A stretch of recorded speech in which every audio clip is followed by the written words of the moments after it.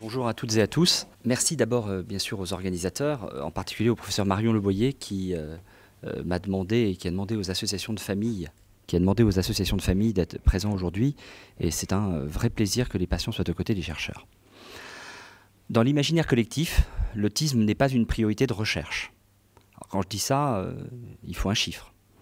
14% des Français seulement considèrent l'autisme comme une priorité en matière de recherche, contrairement au cancer, à la maladie d'Alzheimer ou au sida, respectivement pour 85, 69 et 38% des personnes interrogées, selon un sondage OpinionWay réalisé par la Fondation Orange en 2012. J'en profite pour remercier la Fondation Orange qui soutient la recherche dans l'autisme depuis 25 ans. Il y a 25 ans, c'était pas simple, c'était vraiment des heures très très noires dans l'autisme en France, et ils ont tenu bon, et j'espère qu'ils tiendront bon encore pour 25 ans. 85% des Français sous-estiment la prévalence de l'autisme, la considérant presque comme une maladie rare, et ne se sentent donc pas concernés. Je rappelle au passage que la totalité des médecins estimait, selon un sondage du collectif Autisme en 2012, que la France ne comptait pas plus de 150 000 autistes. Parmi ces 100% de médecins, il y avait 4% des médecins qui pensaient qu'il n'y avait que 150 autistes en France. Donc, vous voyez un petit peu ce qui doit se passer dans une consultation médicale. Souvent, il passe à côté.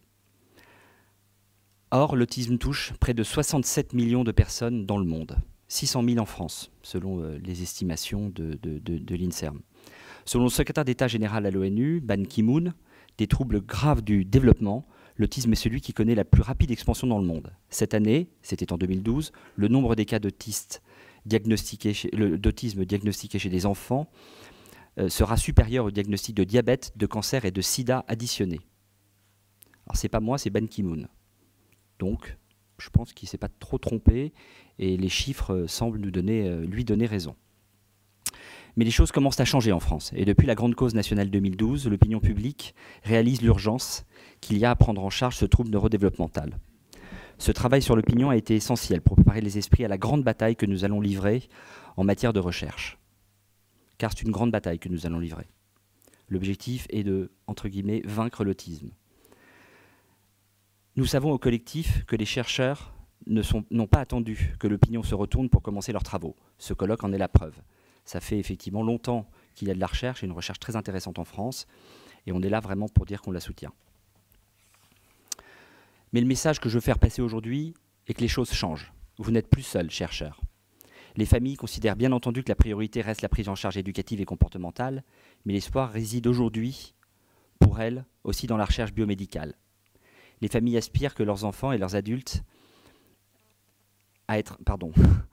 Les familles aspirent pour leurs enfants et leurs adultes à être pris en charge par un corps médical mieux formé et mieux préparé. Dans le cancer, nous avons des cancérologues.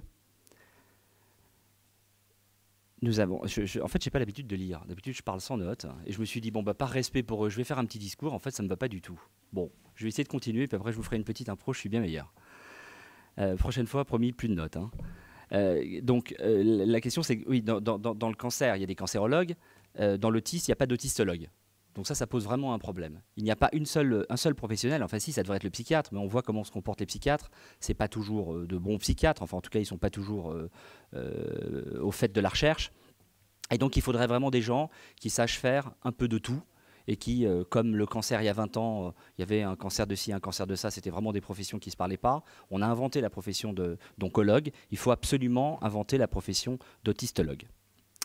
Alors, sans se bercer d'illusions, il est réaliste d'espérer que les neurosciences, les avancées en matière de génétique ou la recherche dans le champ de la biologie puissent apporter prochainement des solutions thérapeutiques. Parce qu'on parle bien de solutions thérapeutiques, c'est cela qu'on veut.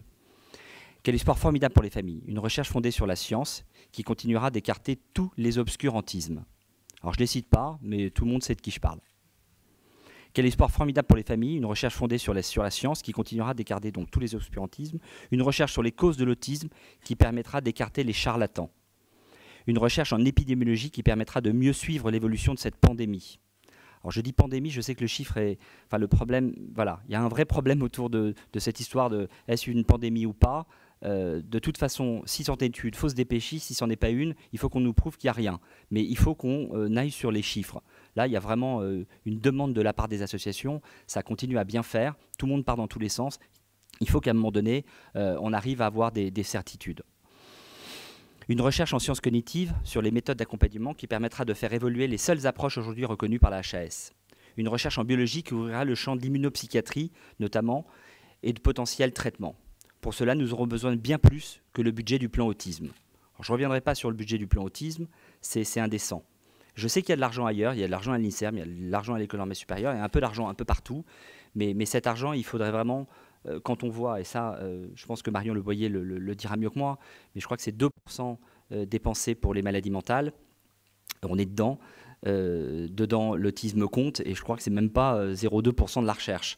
Vu les conséquences, et notamment les conséquences financières et sanitaires de l'autisme, il faudrait vraiment doubler, tripler, quadrupler, quintupler ce budget. Donc moi j'appelle à ce qu'on se réveille en matière de financement de la recherche en France. Donc nous aurons besoin d'une véritable réorientation des budgets en matière de priorité de recherche publique. Nous aurons besoin de l'industrie pharmaceutique. Alors je le dis, ça va m'être reproché, je m'en moque. Oui, on a besoin de la pharma. Quand on voit les budgets de la pharma, on a besoin d'eux. Si vous prenez tous les budgets cumulés de la recherche française, vous regardez le budget de Roche dans le monde, juste un labo, c'est autant. Donc oui, on a besoin de la pharma, bien sûr. Et ça, je pense que Madame la Ministre ne pourra pas nous dire le contraire. Dans le VIH, on a gagné grâce à l'industrie pharmaceutique aussi. Nous aurons besoin... Vous ne direz rien, d'accord. Nous aurons besoin de la générosité publique également, bien sûr. Mais pas que. Car oui, la recherche dans l'autisme devrait être une priorité. Il suffit de regarder les chiffres du CDC qui viennent d'annoncer que la prévalence aux États-Unis vient de passer de 1 naissance sur 80 à une naissance sur 45, pour comprendre donc qu'il y a urgence à chercher.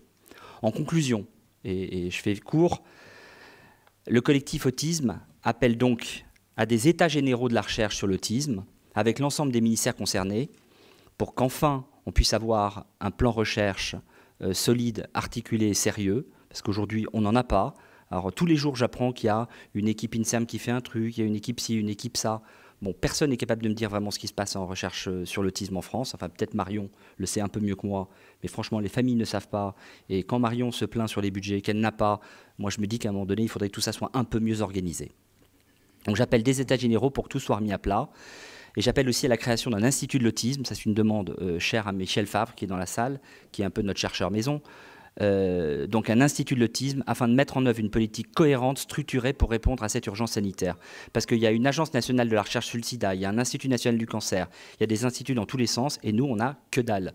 Voilà, pour parler avec mon vocabulaire favori, un vocabulaire simple qu'on comprend, ça ne va pas. Les familles sont en colère, on a besoin d'argent pour la recherche sur l'autisme, parce que si un jour on veut que nos enfants souffrent moins, qu'il y ait des traitements pour pouvoir prendre en charge nos enfants, il faut absolument que la recherche se mette en marche. Et j'aimerais pas que la France, qui en général est devant tout le monde en matière de recherche sur le cancer, en matière de recherche cardiovasculaire, on est, mais c'est même pas en retard, c'est le Moyen-Âge sur l'autisme. Alors, il y a des équipes formidables, hein, il y a M. Thomas Bergeron, il y a des équipes à Debré, etc., mais elles se sentent si seules. Quand on leur parle, elles nous disent « on se sent si seul ».